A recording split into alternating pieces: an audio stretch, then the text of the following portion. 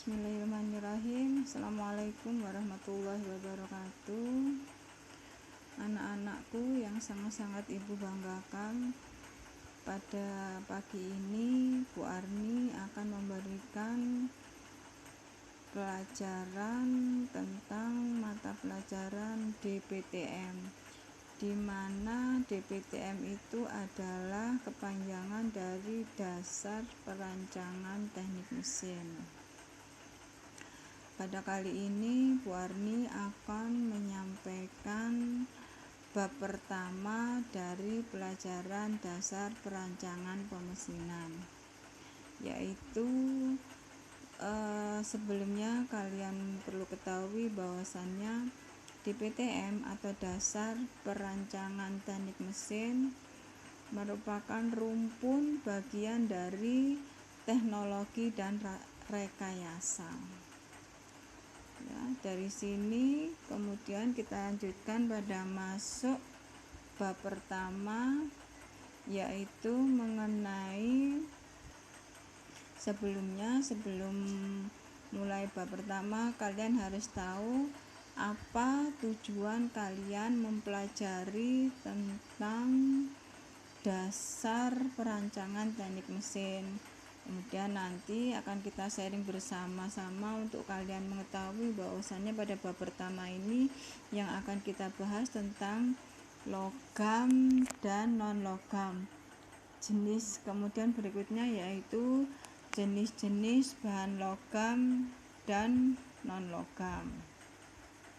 Selanjutnya di sini akan Bu Arni paparkan tentang apa itu sifat unsur logam dan non-logam. Ya, di sini kalian cermati, kemudian kalian bisa tulis nanti. Kemudian selanjutnya yaitu tentang bahan logam. Apa itu pengertian bahan logam dan apa itu pengertian bahan non-logam. Selanjutnya di sini nanti akan kita sharingkan bersama ya anak-anakku ya. Kemudian selanjutnya di sini adalah logam dapat dibagi dalam beberapa golongan. Ada 5 golongan, yaitu logam berat, logam ringan, logam mulia, dan logam refraktori. Kemudian yang terakhir adalah logam radioaktif. Ya, jadi kalian perlu benar-benar memahami, membaca apa sih yang dimaksud dengan logam dan non-logam. Sini akan Bu Arni paparkan. Kemudian selanjutnya yaitu cara penggunaan logam dalam kehidupan sehari-hari. Sebelum kalian mengetahui bagaimana cara penggunaan logam dalam kehidupan, kalian harus tahu dulu apa itu sifat-sifat logam, kemudian sifat-sifat non-logam. Ya, kemudian selanjutnya di sini ya, bahan non-logam itu banyak juga digunakan dalam kehidupan sehari-hari. Misalnya belerang dengan simbol kimianya yaitu Su, sulfur ya. Dalam industri belerang itu digunakan sebagai campuran pupuk, kemudian kertas, cat, plastik, bahan sintetis yang akan dikelola sehingga nanti digunakan atau sebagai bahan campuran untuk obat-obatan dan lainnya.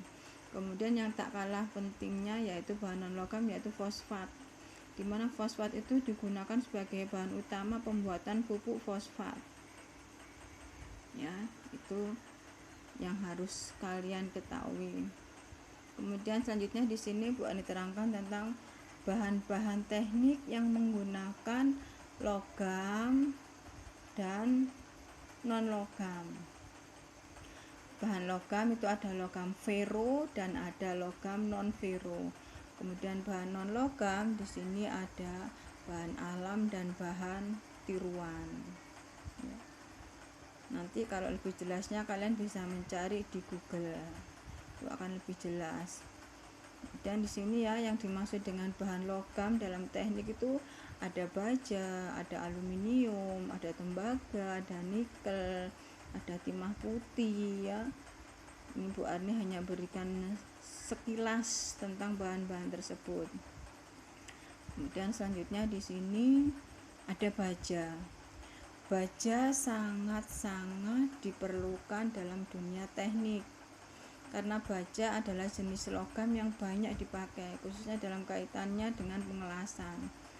Baja yang paling banyak dan yang umum digunakan itu adalah baja karbon. Ya, nanti karbonnya itu disesuaikan dengan komposisinya. Kemudian selanjutnya di sini adalah penggunaan bahan logam dan non logam.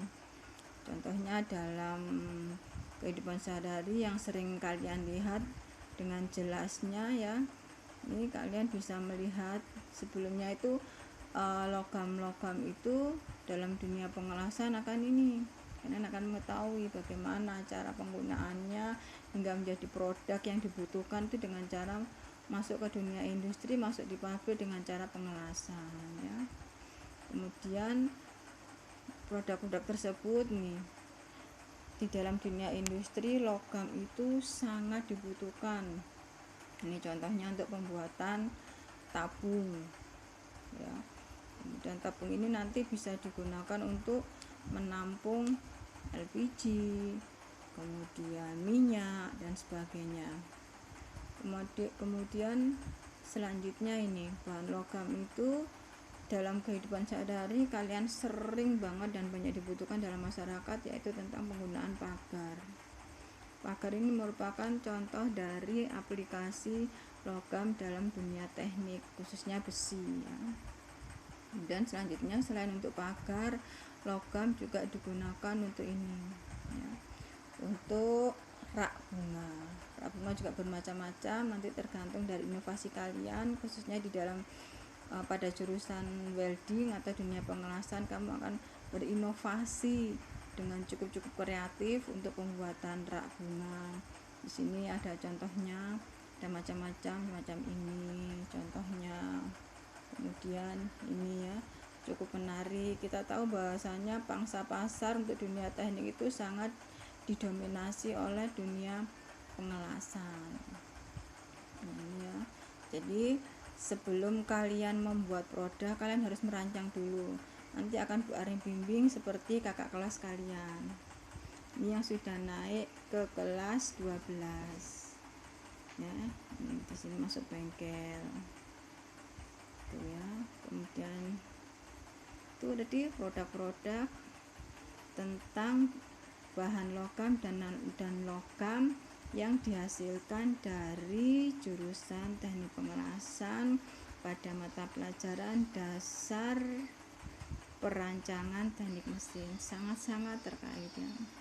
Itu tadi gambaran sekilas tentang bahan logam dan non logam, bagaimana prosesnya hingga pada produk penggunaan dalam kehidupan sehari-hari ya. Kita adalah warga SMK yang bisa hebat, siap kerja, santun, mandiri, dan kreatif ya.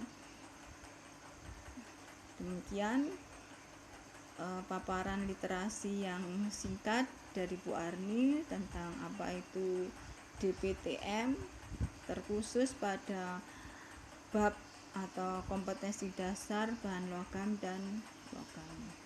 Untuk selanjutnya kita sharing dulu. Dari sharing itu mungkin kalau ada pertanyaan nanti akan kita diskusikan bersama ya.